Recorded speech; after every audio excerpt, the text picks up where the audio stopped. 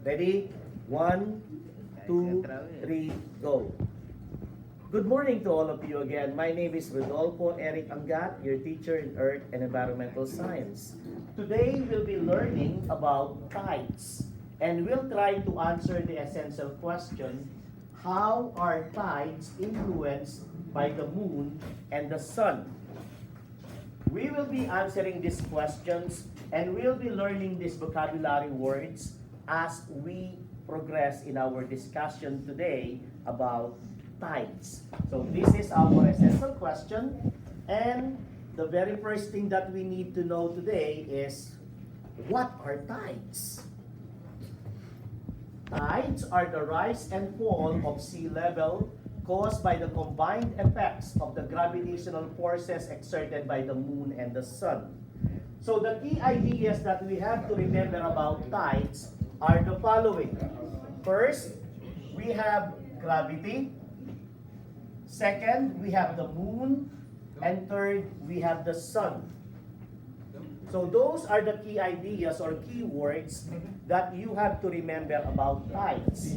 Now, in this picture or in this animation, you will see that this is a high tide. And then this is a low tide. So what is causing the water to rise up? And what is causing the water to go down again? This is because of the tides. And this is because of gravity. So how does it work?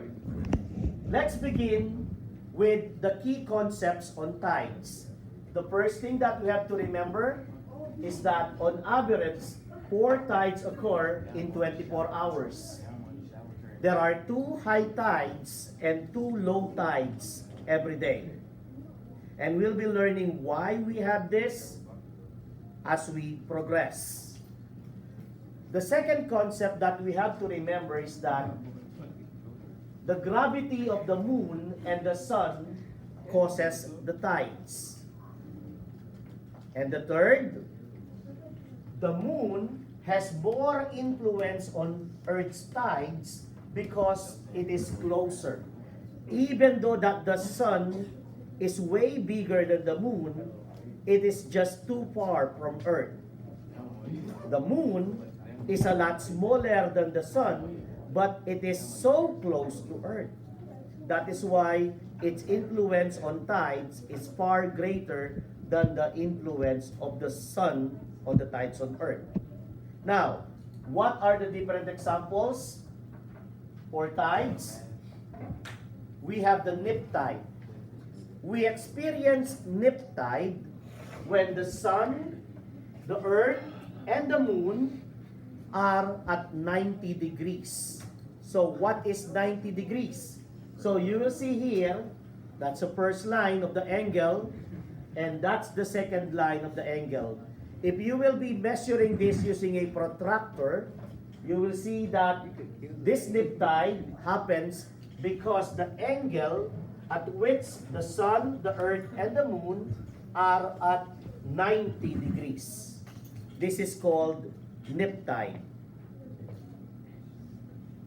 Again, at 90 degrees.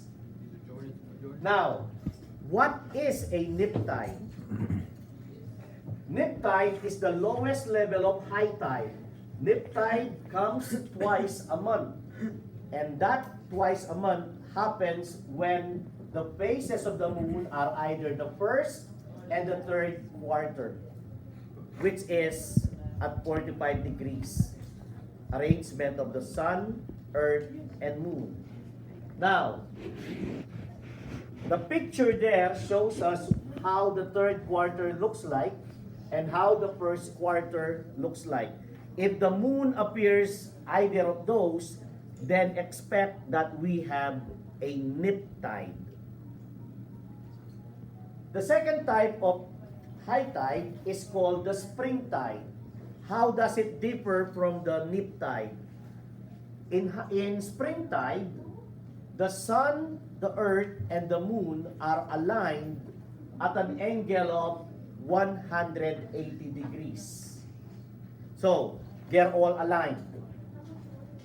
And this is a higher high tide because the gravity of the sun and the gravity of the moon combines to pull the water on earth, including earth itself. Okay? And this is another example of a spring tide. As you can see, the arrangement is in alignment. Sun, moon, earth. The one on top is sun, earth, moon. As long as the three objects in space, the sun, the moon, and the earth are aligned, then we experience higher high tide, also known as spring tide on earth. Now, let's continue.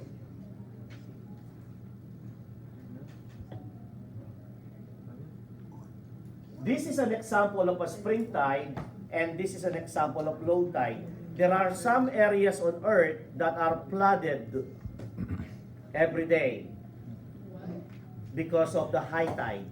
And then, when the low tide comes, the water recedes. And they're used to that.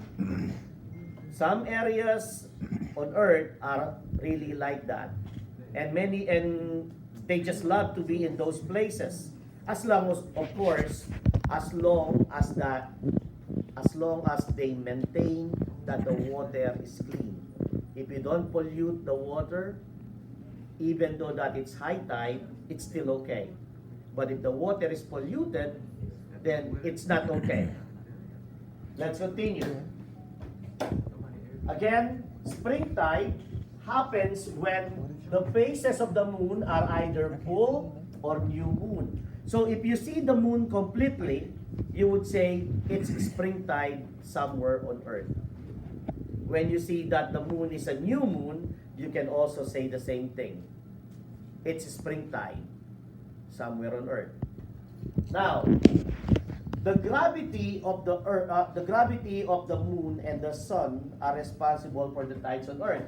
You will see here that the gravity of the moon is greater compared to the gravity of the sun because the sun is farther away. There it is.